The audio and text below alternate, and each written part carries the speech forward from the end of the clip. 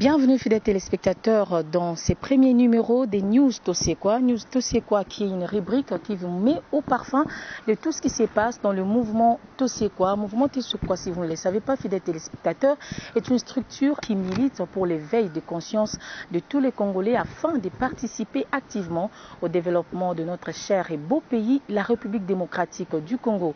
Et aujourd'hui, nous recevons son initiateur qui est Didier Moumengi.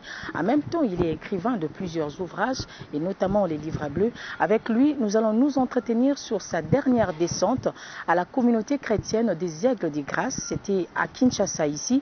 Et évidemment, nous allons aussi parler de l'actualité de l'heure. Vous êtes sans ignorer que nous sommes dans une période électorale. Et Monsieur Didier Moumengi, bonjour et merci d'avoir répondu à notre invitation. Bonjour, merci. Alors d'entrée des jeux, Monsieur Didier Moumengi, doit-on dire que vous avez écrit les livres bleus pour conscientiser, voulais-je dire, tous les compatriotes congolais, mais pour quelle fin? Vous savez, le sens de la rencontre d'aujourd'hui, c'est pour que nous comprenions, mais de la manière la plus profonde, la cause racine de ces mal, de cette misère, de cette pauvreté qui supplie le peuple congolais. Aujourd'hui, prenant conscience que l'histoire nous a détruits, nous avons décidé de rentrer dans l'histoire pour débusquer la cause racine de nos malheurs et procéder à une transformation radicale et décisive de notre pays qui se base sur la racine de nos malheurs. Nous avons pris conscience avec les frères et sœurs de cette communauté religieuse que c'est que nous avons perdu de fondamental. C'est l'habitacle de Dieu dans l'homme qui a été détruit depuis Valladolid en 1550. Lorsque l'empereur Charles Quint d'Espagne convoqua la toute première conférence mondiale sur les droits de l'homme pour juger de la qualité humaine des hommes qui peuplent la terre. Les Européens ont décidé que les Indiens étaient à peu près hommes, mais que les Noirs étaient des primates, qu'ils étaient des singes, qu'ils étaient des animaux, qui pouvaient être voués à l'esclavage. Mais en prenant cette résolution, validée par les légats du pape, confirmée par une bulle, la bulle, notamment la bulle Romanus Pontifex, ils ont détruit la foi en l'homme dans le noir que nous étions. Et le processus s'est perpétué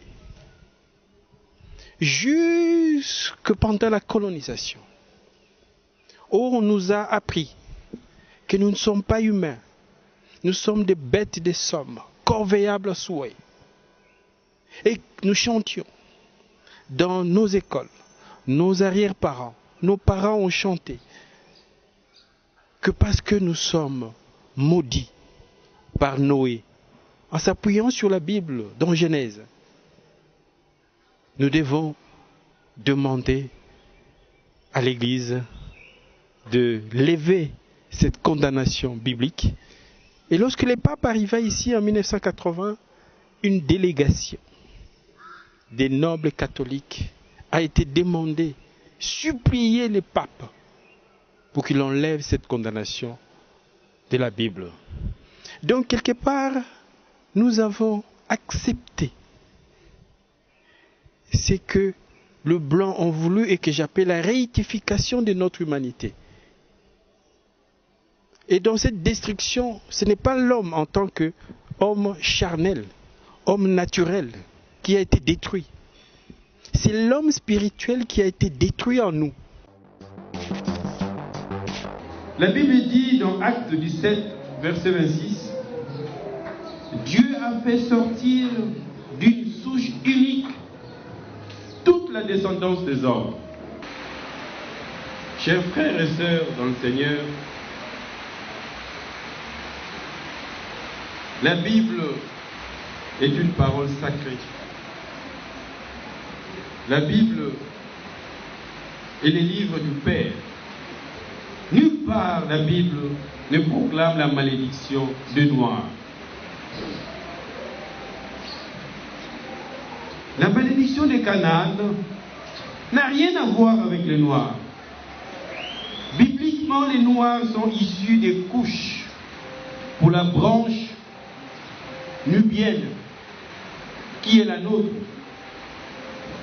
et les Mizraïm pour les Noirs qu'émettent des Égyptiens.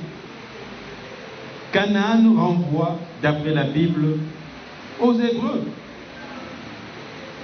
Ainsi est dit dans Genèse 13, verset 2. Abraham s'établit au pays de Canaan. Et dans Genèse 17, verset 8, Dieu dit à Abraham, à toi et à ta race après toi, je donnerai le pays où tu séjournes, tout le pays de Canaan, en possession perpétuelle, et je serai votre Dieu. Nous ne sommes donc pas le pays de Canaan. Les Européens ont malicieusement utilisé la Bible en tronquant la parole de Dieu, en falsifiant la parole de Dieu, pour mettre dans nos consciences, pour mettre dans notre esprit que nous avons été maudits par Dieu et que nous devons accepter l'esclavage. Nous devons accepter de nous mettre au service des autres. Mais qu'est-ce que toute cette histoire a détruit en nous? Ce qui fait que nous devenions l'homme que nous sommes devenus, l'homme qui se familiarise avec les mal, l'homme qui se familiarise avec la débauche, l'homme qui aime que son prochain souffre, manque du pain, de l'eau, de l'électricité. Voilà pourquoi, comme c'est écrit dans Ephésiens 5, verset 14, Dieu dit, mais réveille-toi, relève-toi d'entre les morts, et Christ t'éclairera. Voilà pourquoi nous avons lancé ce mouvement Tosekwa, conformément à ce que Dieu nous demande, qu'on se relève d'entre les morts. Et c'est seulement après que Jésus-Christ nous éclairera. C'est relever entre les morts, ressusciter, c'est reconstruire l'habitacle de Dieu dans l'homme, c'est-à-dire reconquérir notre esprit, que nous restaurions la foi en nous, qu'on se sache, mais de manière intraitable, capable de penser, de réfléchir, d'inventer, d'imaginer, de faire tout ce que les autres races font ici-bas. Et notre lutte va dans les profondeurs de nos malheurs pour que, lorsque la marche vers le relèvement décisif de la patrie se met en mouvement, qu'il n'y ait ni atermoiement, ni hésitation, mais qu'il y ait une marche à la hussarde vers la construction du bien-vivre ensemble au Congo.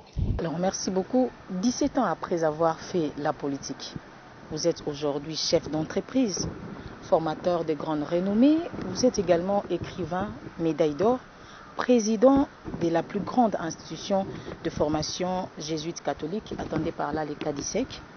Cependant, vous n'êtes pas candidat. Pourquoi les livres bleus? Pourquoi les mouvements Tosekwa? Vous savez,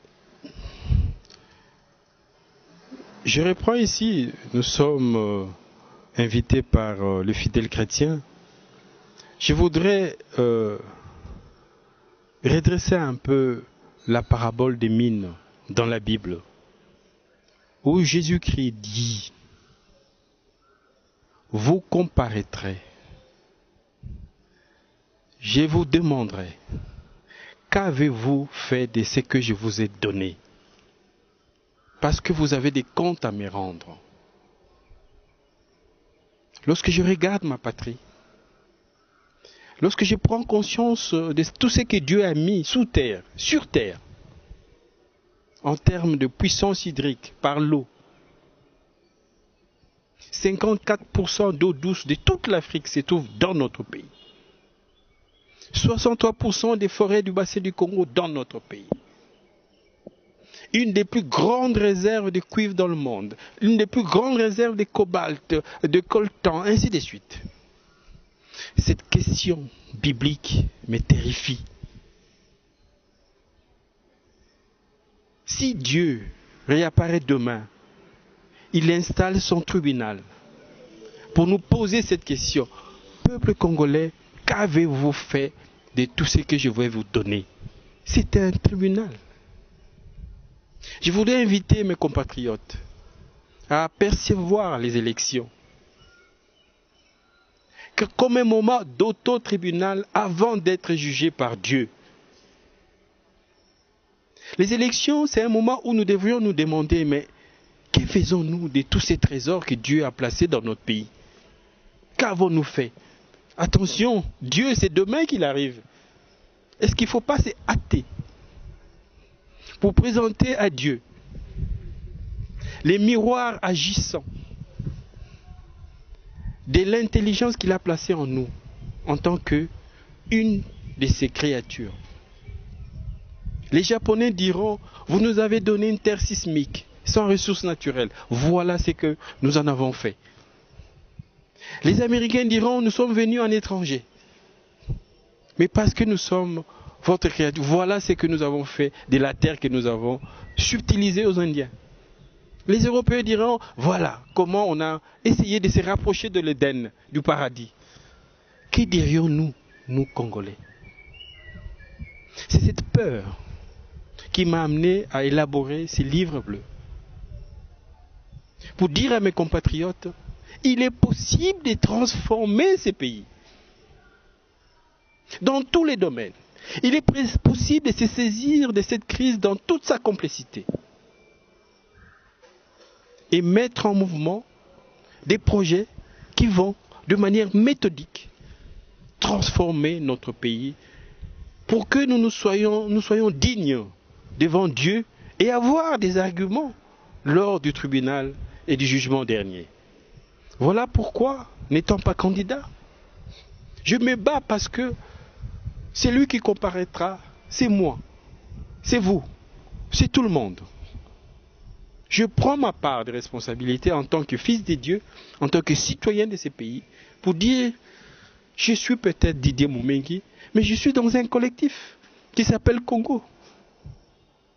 Je ne suis pas un cerveau extérieur à ces collectifs.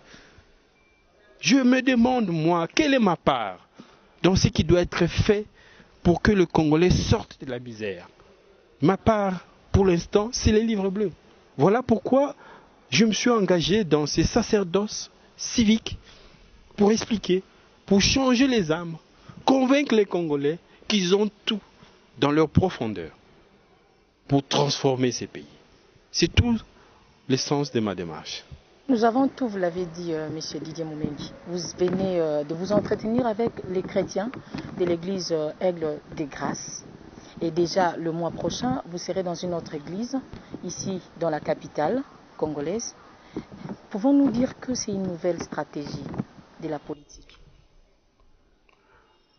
Une stratégie? Non. C'est comme ça que devrait se faire la politique. Chaque leader doit incarner un idéal. Chaque leader doit constituer les miroirs agissants de la société de nos rêves.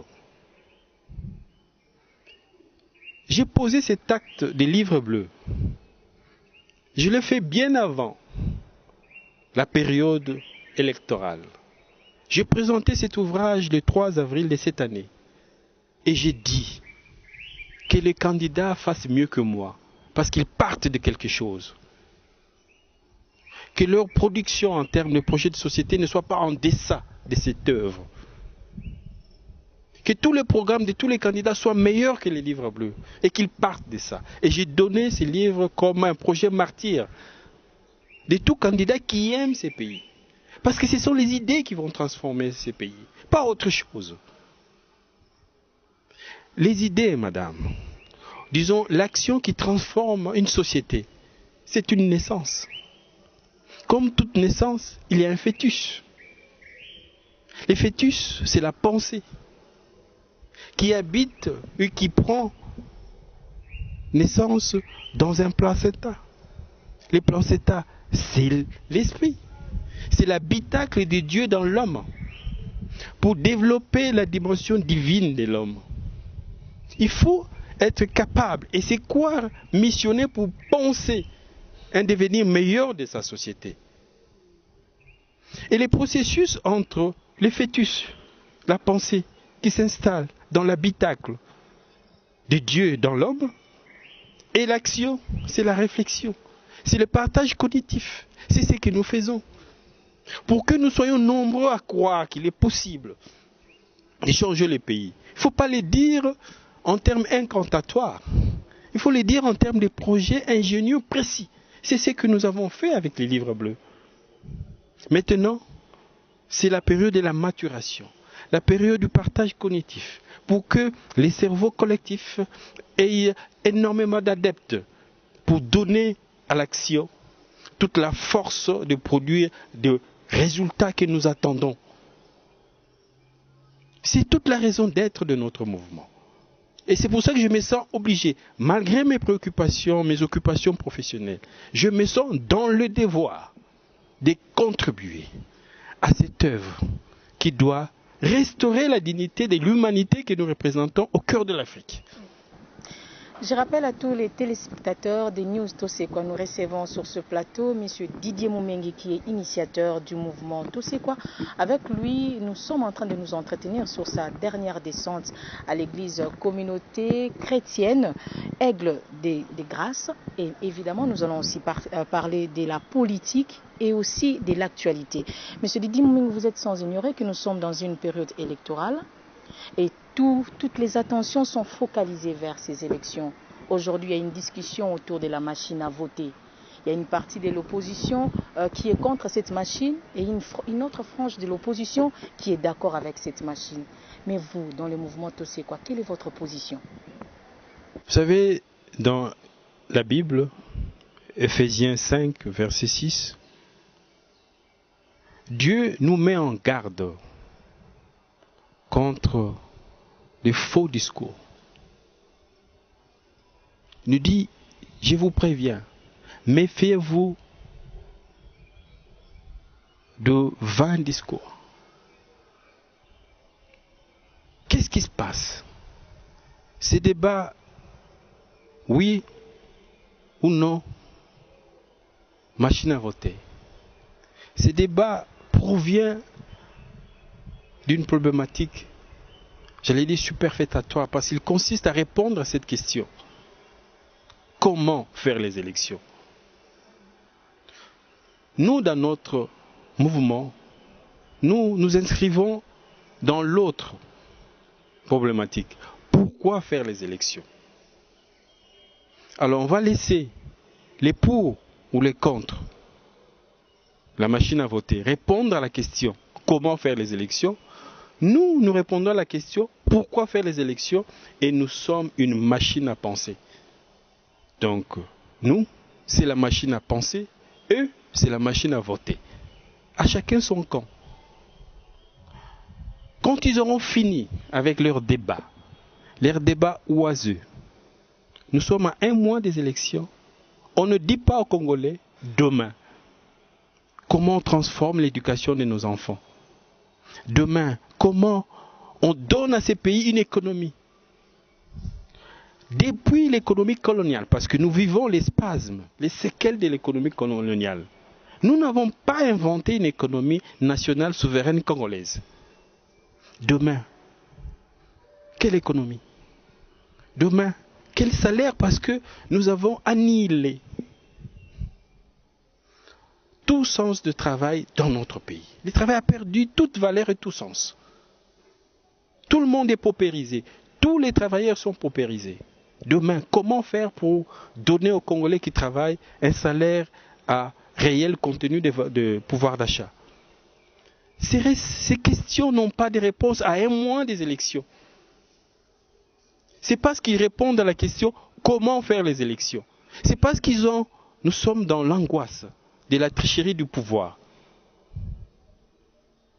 Et lorsque vous êtes dans cette angoisse, il faut élever les niveaux du débat. Demandez à ceux qui gouvernent. Vous avez une obligation de bilan. À ceux qui veulent gouverner, vous avez une obligation de présenter le projet de nos rêves. Que nous sachions demain qu'est-ce qu'on fait. Pas le lendemain, demain, après les élections, on fait comment? Pour sortir de la misère, pour détruire la misère. Voilà, il y a des gens de la machine à voter. Nous sommes des gens de la machine à penser. Okay.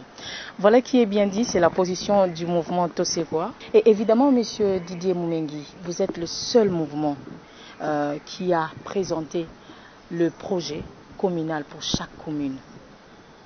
Cette idée magistrale, combien de temps vous avez pris pour matérialiser cette idée? Et les élections ou pas, est-ce que ce projet sera au bénéfice de la population congolaise qui nous suit en ce moment? Et nous partons d'une obligation simple. Quand vous êtes chef de famille, il faut avoir un projet de famille. Il faut que vous sachiez demain comment vos enfants vivront. Vous allez lancer sur quelle filière professionnelle. Vous devez savoir ça. Vous devez planifier les devenirs de vos enfants. Pris dans cet élan, nous nous sommes dit, il faut inscrire la conscience congolaise dans une dynamique de projet, de la famille à l'État. Que chaque individu se sache un projet pour lui-même, pour sa famille et pour le pays.